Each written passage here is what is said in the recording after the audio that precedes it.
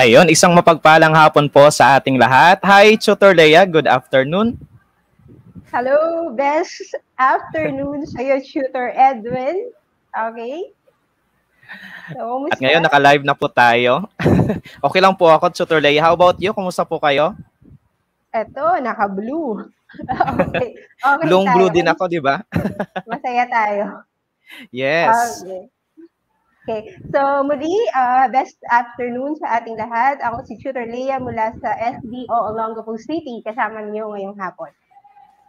Ayun, magandang hapon din sa inyong lahat. Ako si Tutor Edwin mula sa Dibisyon ng Butuan City na magiging #GKK ninyo o gabay, kaagapay at karamay sa pagtuklas ng mga napapanahong mga paksa na sadyang inyong kapupulutan ng aral. At dito sa ating itulay session sa hapong ito ay gagabayan namin kayo upang mas mapalawak at mas mapalalim ninyo ang pag-unawa sa mga isyu o mga nararanasan nating mga problema o iba't ibang mga konsepto sa ating araling panlipunan sa ika-10 baitang. Ayun, muli magandang hapon. Ayan, no? So tayo ngayon ay nasa ikatlong markahan pa rin at talagang tayo ay nasa ika-5 linggo na at ang ating paksa ngayong hapon ay may kinalaman sa tugon ng pamahalaan at mamamayang Pilipino sa mga isyu ng karahasan at diskriminasyon. At bago tayo magsimula ay handa natin ang ating mga sumusunod. Una, ang ating pangmalakasang self-learning module. Susundan ng ating panulat, yung ating ballpen o lapis, and also wag nating kalimutan yung ating sulatang papel, ang ating quiz notebook o yung tinatawag nating araling panlipunan notebook. Tutor Leia? Ayan, no? So muli, gusto kong ibahagi ang ating MELP, no, na kung saan ito ay napapahalagahan ang tugon ng pamahalaan at mamamayang Pilipino or mamamayan ng Pilipinas sa mga issue ng karahasan at diskriminasyon. Okay, share din natin, Tutor Ed, ang mga layunin. Yes, yung ating mga layunin o yung objectives natin sa hapong ito, inaasahan na pagkatapos ng ating online tutorial session ay natutukoy ng mga mag-aaral ang mga tugon ng pandaigdigang organisasyon sa mga isyu sa gender identity at mga isyong panlipunan at naipaliliwanag kung paano nakakatulong ang mga Yogyakarta Principles sa pagkakapantay-pantay ng mga LGBT. At bago tayo mag-proceed, Tutor Leia, binabati natin lahat ng ating mga online tuties na laging nakatutok sa ating online tutorial session. Tutor Leia, can we read some comments? All right, so here we go. Hello, happy watching kay Jamie Nicole Gutierrez, 10 Euler, watching from Macabebe High School. Okay, si Heart H. Ramos Dansalan from San Mariano National High School, SDO Isabela. Ayan, happy watching, guys. And also we have Shane Gamier, no? Good afternoon, Shana May Gamier, grade 10, Dariamon, watching from Godofredo Reyes Senior National High School, SDO Camarines Sur. We have also Christine Joy Tribiana. Good afternoon po, watching from Godofredo Reyes Senior National High School, SDO Camarines Sur. Ayun, binabati namin lahat ng mga teachers, mga administrators at mga mag-aaral, mga online tuties natin sa dibisyon ng Camarines Sur. Tutor Leia?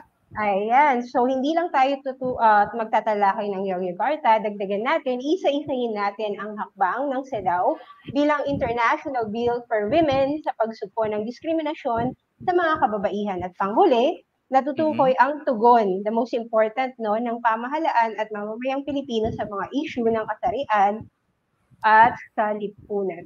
Okay, so simulan natin. Yes. Are you ready? Handa na ba tayo? Sa mga online learners natin, pakisulat sa ating comment section. Handa na po kami if you are ready with our session this afternoon. Ayan, sulat na natin. Chat natin. Okay, yan. Handa na ba sila, Tutor Edwin? I believe handa na po yung ating mga online tuties. Tutor Leia, shall we now proceed? Okay, ang una nating katanungan para sa ngayong hapon na session, kilala niyo ba ang logo na ito? Alright. Yes, anong logo po yan? Mga tutor, mga tuties natin this afternoon. Ayun, sabi ni Daniel Fatima Albanyo Escobar, handa na po. Lujil Ann Casaw, sabi niya handa na po. Angel Lu Bitamog, handa na po. And also Jude Michael Botardo Hansalin, sabi niya handa na po. And What do you think is that logo? Ano kayang logo po iyan, mga cuties natin? Ayun, may sagot na tayo, Ayan. Tutor Leia. Okay, so sabi ni Philip Ray Mancera, World Health Organization logo. Okay. So tama ba? Yes. Ayan. Okay. So alamin natin, no? Ay, may Okay. pa-Gcash pala tayo. I forgot. Okay, Ay, sa mga go. nakasagot kanina pala, yung unang nakasagot, sino yun? Si Philip John Mancera. Napaki-PM ako mamaya. Screenshot yung iyong comment. Okay, so the correct answer is World Health Organization. So meron tayong pakonting Gcash, no, para sa ating mga active online learners na laging nakatutok sa ating itulay. So yung ating logo po, Tutor Leia, ano po yan? That is... Okay, let us check. All right. So, may nakakuha ba, Tutor Edwin? Tingnan natin. Hindi pala sa WHO. It's United Nation. Meron ba nakakuha? Meron, ayun, sir. Meron. Madami. I guess meron. may nauna pa. Okay. Yes, may nauna yata. It's not ano pala. Sorry, Philip. It's not WHO, but it's indeed United Nation. Yung tamang kasagutan ay tingnan natin, Tutor Leia. Meron pa tayong nauna kanina. John Philip Soriano. Okay? Yes, it's John Philip Soriano. Napaki-PM mo ako mamaya. Ayan, yes, thank you so much. All right, so let's move on now. So ang tanong natin, bakit kaya may mga samahang pandaigdigan na binuo para sa ikabubuti ng mga tao? At pangalawang tanong, may alam ba sila, kayong mga online learners, no, ng mga batas na ginawa para sa protection sa karapatan ng kababaihan? Ayan, pwede silang mag-type in, Tutor Edwin. Yes, you could type in your answers. Yan. Okay. Yes, basahin natin ulit, Tutor Leia. Ano ngayon? Number 1 question, bakit kaya may mga samahang pandaigdigan na binuo para sa ikakabuti ng mga tao? At number 2, may alam ka bang mga batas na ginawa para sa proteksyon sa karapatan ng kababaihan at mga bata? And if you know any batas or law na implemented for women and children, can you please type in also in our comment section? Comment box. Tutor Edwin, may sumagot. Si Arnel Capeñanes, siguro, yes. sa number 1, peace and order, no? So, yan ang kanyang pananaw. Okay. Alright, no? So, ang mga may diin ay bakit at may alam. While we are waiting for their responses, siguro move on tayo, Tutor Ed, no? Yes, thank you so much. Violence against women and their children. Yes, yung VAUSI, di ba? Okay, very good, no? So, next na pa Gcash ni Sir. Yes, next Gcash natin with this. Ayan, kilala niyo siya. Sino kaya ito? Yes, can you give the complete name of this person kung kilala niyo siya? Clue, Tutor Edwin. Saang bansa kaya nagmula to? Singkit Ito kaya? Ay, ito ba? Ito kaya? Dagdagan natin yung kanyang quote ng quotable quotes, no, Tutor Edwin? Ayan. Yes. So, sabi niya, yes, Tutor Leia, sabi niya. Okay. LGBT rights are human rights. Yun yung sabi niya. Sino kaya yan? Clue tayo. Okay, clue. May sumagot na rin. Sumagot. Si Philip Ray L. Mancera. Let us check whether it's correct, no? Yes, it's Secretary General Ban Ki-moon. Very good. And that is the correct answer po. So UN or dating UN Secretary Ban Ki-moon. Ayun, Philip, PM mo ako mamaya. Wow naman, number 2 na yan, sir, no? Yes, second natin na pa-Gcash this afternoon. Okay, so dahil siya ay yung dating Secretary ng UN, so alamin natin, ano pa yung nangyayari or naiambag niya na very important during his time as UN Secretary General. Okay. So, ayan, no? Medyo mahaba siya, pero atin na lang itong i-summarize, no? Yes. So, ang Yogyakarta daw, Tutor Edwin and my dear online learners, isa itong, kumbaga, dokumento or manifesto na kinakasangkutan ng mga activists or ng mga, let's say, mga professional na bihagta sa sexual orientation at gender identity na naganap sa Indonesia noong ika-9 ng Nobyembre taong 2006. Okay? May additional Ayun, at ka kaya, Tutor Ed? yes, tinawag natin siyang Yogyakarta kasi it happens in Yogyakarta, Indonesia. Okay. Alright, no? Mm-mm. So let's move on. Let's move Yung on. papakita natin, Tutor Ed, ito ay mga piling principle lang kasi marami ito. Mm-mm. Pero Yes. ang inilagay natin dito, yung talagang nararamdaman ng karamihan sa mga kapatid nating bahagi ng tinatawag nating LGBT community. Okay, go Yes. ahead, Tutor Ed. Okay, for our principle one, kasi this is, we need to read this one because this is a law or this is a principle. Ang karapatan sa universal na pagtatamasa ng mga karapatang pantao. Lahat ng tao ay isinilang na malaya at pantay sa dignidad at mga karapatan. So it talks about universal law. Ibig sabihin nito, lahat ay applicable, no? Walang distinction, walang differences among the different gender. So lahat po ang tinutukoy sa Principle 1. Ano man ang iyong magiging gender, ikaw ay may karapatan bilang isang tao. Lalong-lalo na kapag ikaw ay sinilang, you have the rights no, na maging malaya and also equal in your dignity. Correct. Ayun, Sabi nga nila, Tutor Edwin, di ba? No one is above the law and the law applies to all. So, napaka-simple, no? That's the bottom line. So, very good. Let's move on to Principle 2. Sabi dito, ang mga karapatan sa pagkakapantay-pantay at kalayaan sa diskriminasyon. Bawat isa ay may karapatang magtamasa ng lahat ng karapatang pantao na walang diskriminasyong nag-uugat sa sexual orientation or bagong kasariang pagkakakilanlan. So, magkaugnay yung una at ikalawang principle, no? So, noong mga nakaraang section with Tutor Ed, right, diba? Sinabi natin na ang diskriminasyon ay hindi natin dapat, kumbaga, panatilihin dahil tayo ay created equal before the eyes of God and before the law. Okay? Indeed. Ayan.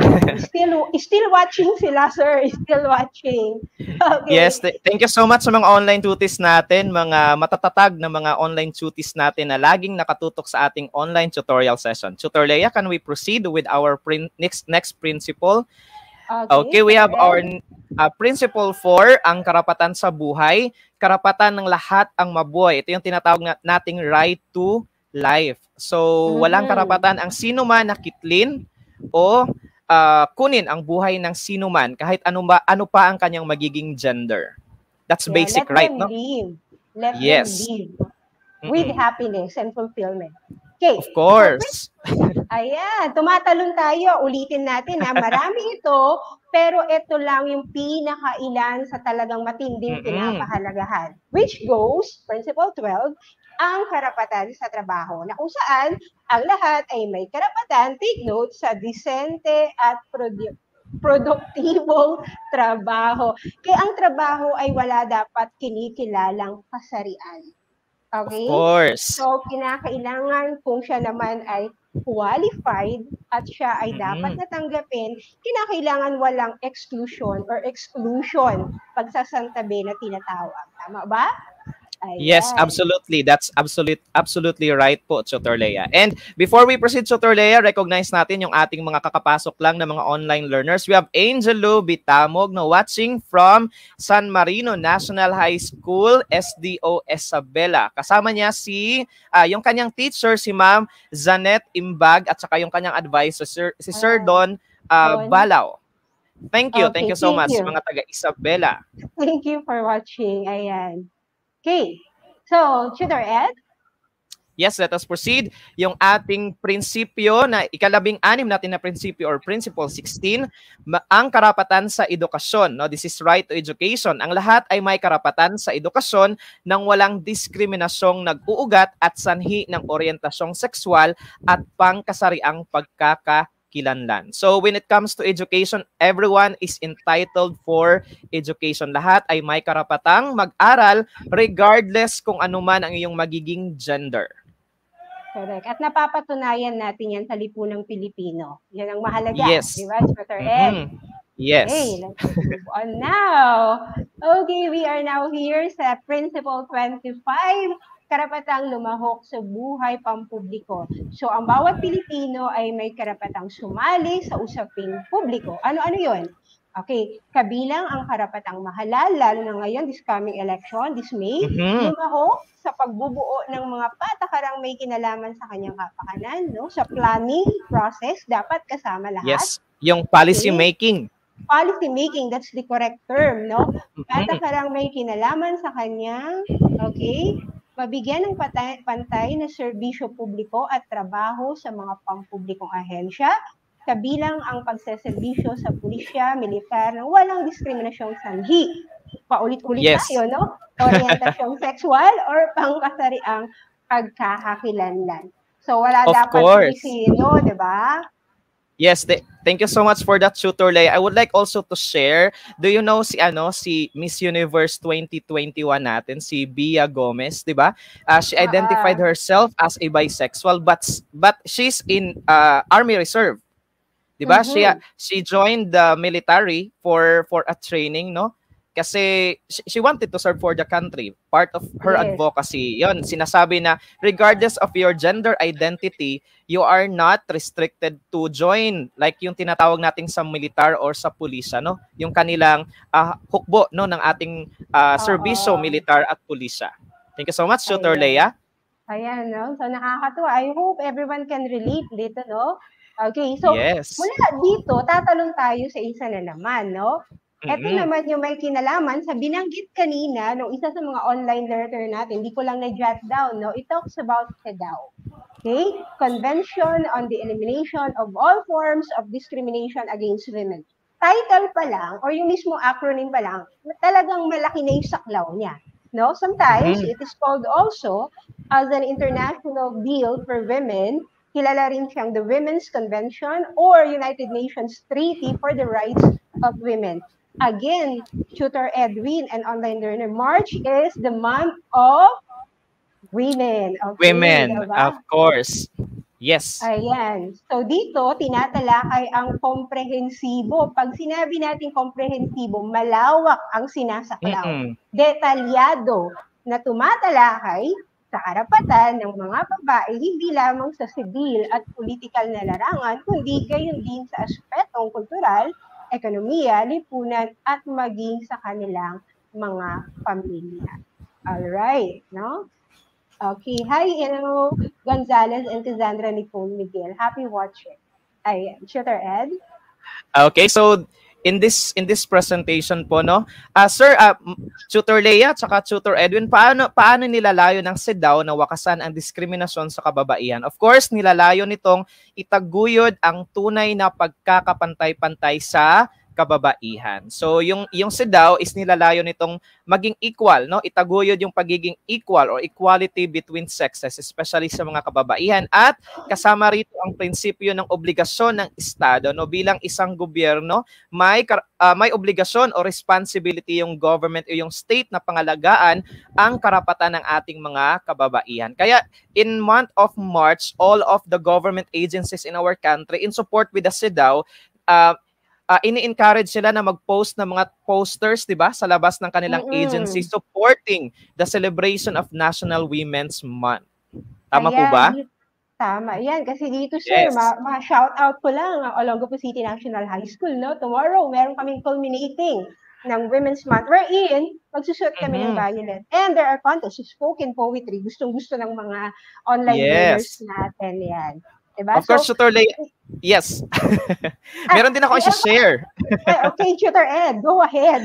Thank you so much, Tutor Leia. Aside from celebration na ginagawa natin sa school, we also celebrated an activity last Saturday. Nung last Saturday, nagkanda kami ng community extension service. All of our participants are all educators, no, mostly women in our districts as well as yung mga taga-ibang district. We conducted community service, a values formation activity, and a feeding program among underprivileged children in a certain ministry. And that is part of the commemoration of the National Women's Month. And of course, we also recognize yung isang co-teacher namin na nagsulat ng yung tawag doon, yung kwentong pambata under Red X. Her story is all about the recognition of the role of the mother in the family. Actually, yung title ng kanyang story is Paghahabi ni Nanay Bebe. Uy, ganda. Yes. Okay, yes. No? Sana ma-publish yan. So, iliwanagin lang natin, sir, no? So, ang state obligation umiikot sa tatlong elemento. We have respect, Yes. respeto, protection, di ba? And Mm-mm. promotion. Yung sinasabi ni Tutor Ed sa kasalukuyan, those are examples of how our government agencies are promoting, no? Etong tinatawag nating state obligation. Okay, let's move on now. For number 3, ipinagbabawal nito ang lahat ng aksyon o patakarang umaargabyado sa kababaihan anuman ang mga layunin nito. So, in this particular thing, no? So, bawal talaga yung salitang pag-argabyado sa kababaihan. For example, ibibigay dapat natin sa kanila yung karapatan na mayroon sila. For example, sir, maternity leave. Can we consider that here?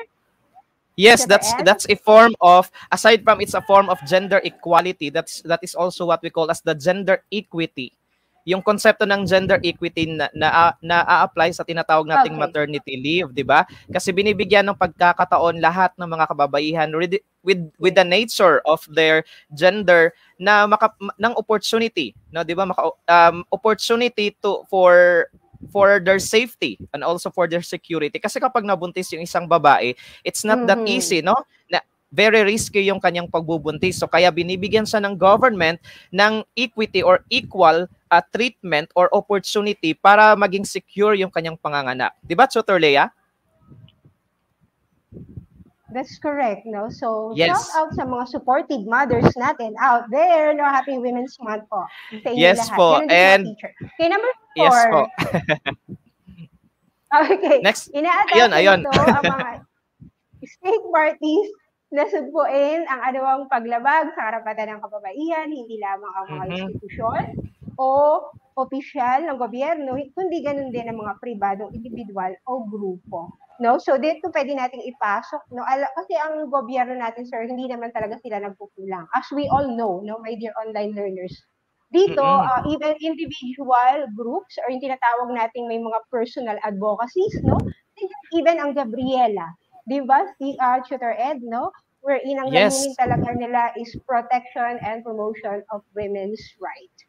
Yes, and I also believe meron din tayo in every barangay yung mga women's organization na pinoprotektahan din yung mga mother and yung mga kababaihan, no, in their respective community. Yun yung tinatawag nating as a grassroots level. And of course, sa himpilan ng mga pulisya, even if you go to the office of the police, meron tayong tinatawag na women's desk na especially para yon sa mga kababaihang naabuso, merong mga reklamo, and of course kasama na din yung kanilang mga anak, di ba? Yung binanggit kanina na BAUC. Okay, yes. The Violence Against Women and Children. Tutor Ed, bati muna tayo. Kahit ng mga masisipin nating online learners. Binabati ko po yung na-black. Kasi merong hindi maganda. we would like to reiterate po, this is a safe space for everyone po. Wala po I encourage everyone po, wala po tayong bad words po dito. Of course, we are AP10. No, we have to tell our learners this is a safe space for us to learn. No, we encourage everyone to participate in a positive way. Yeah, this is a child-friendly platform. Yes, and of course, binabati natin yung mga online learners natin na laging nakatutok sa ating itulay. Of course, we have Raymark Manalo Bakiran. We have paano ba ito i-pronounce yung kanyang name? Heartchi Ramos? Yan ba yun? Heartache ba yan? I think so. Yes, I also believe we have Courtney Andizon Alforte, we have Enoch Anton Gonzalez, we have John Philip Soriano, and we have Jude Michael Botardo, Hanselin, and Philip Ray El Mancera. Tutor Leah? Ayan, bilang panghuli, di ba, ang interesting ng topic natin. Kinikilala nito ang kapangyarihan ng kultura at tradisyon sa pagpigil ng karapatan ng babae at hinahamon nito ang state parties na baguhin ang mga stereotyping, kostumbre or customs at mga gawin na nagdidiskrimina sa mga kababaihan. Sabi ko nga, ang favorite kong sabihin, ang kultura ay hindi masama hanggat ito ay para sa ikagaganda ng bawat isa at bawat nilalang ni God. Diba, Tutor Ed? Yes, ito yung tinatawag nating for humanity, humanitarian reason. Yes. Because everyone deserves existence. Kaya from existence, we have to embrace yung tinatawag nating konsepto ng coexistence. Oh, Yes. sinabi ko na, from existence is not enough.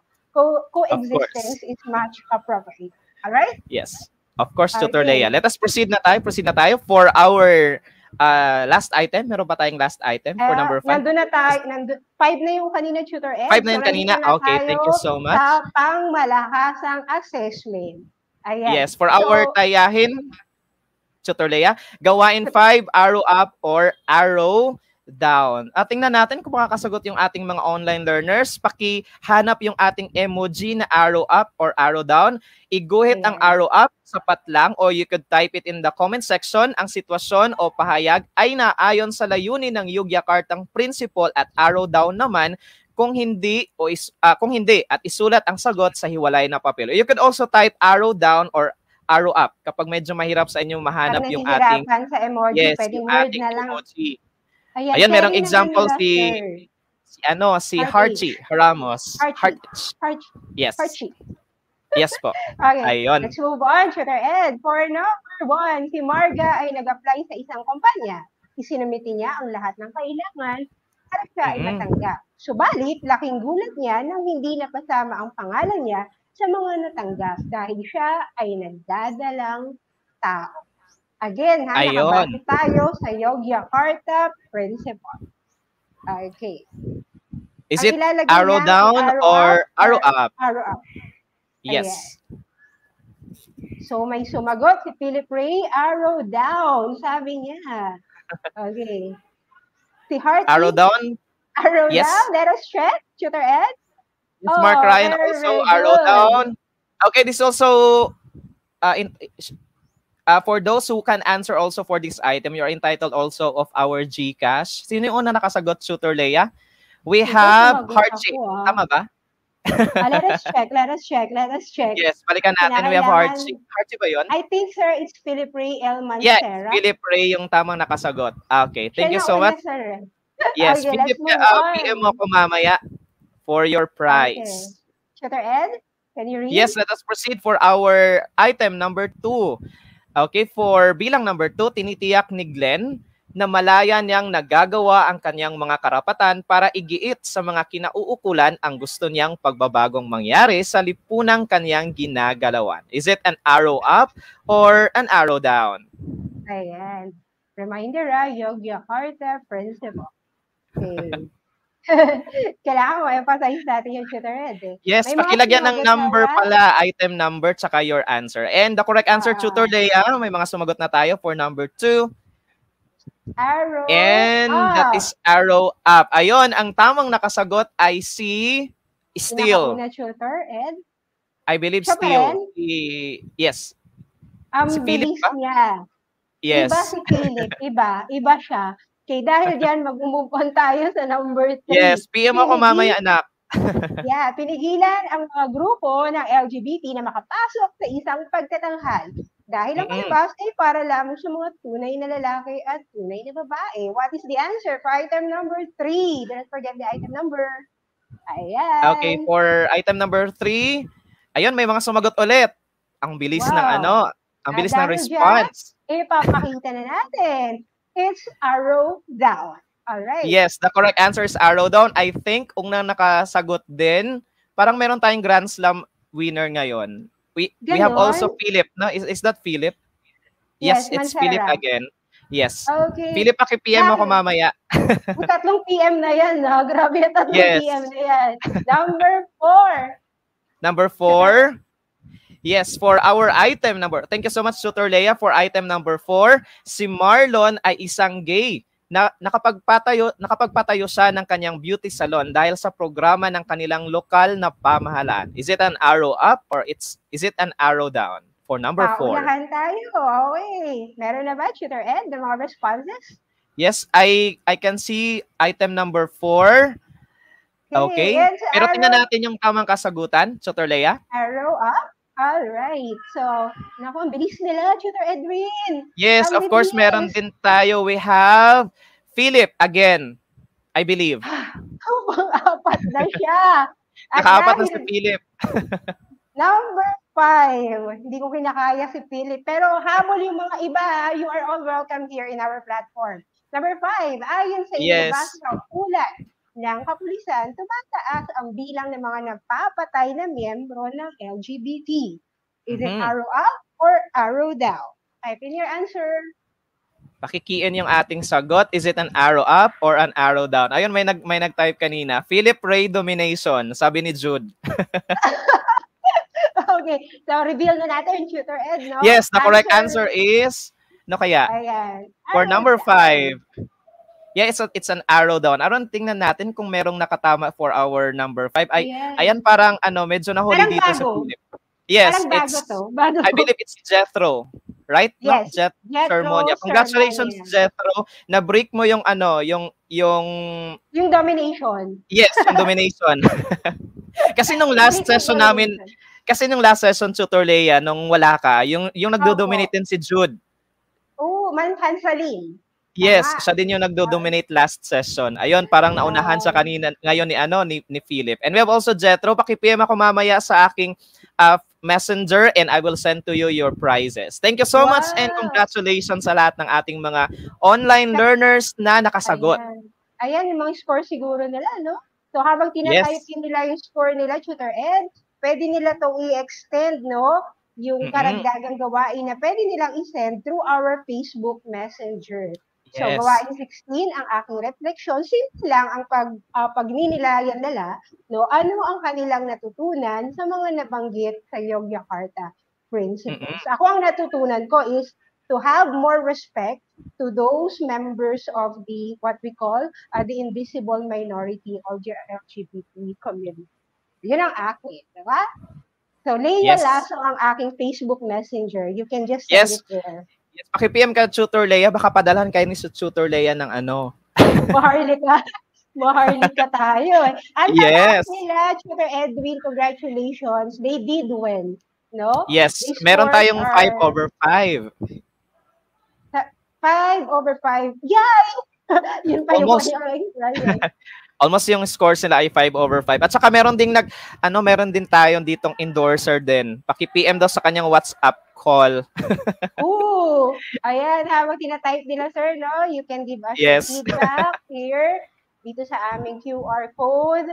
Ayan, tapos flash na natin. Ayan, masaya kami dyan lahat. Kinambay na natin. Of course. Edwin, and maraming salamat. Yes, Tutor Leia.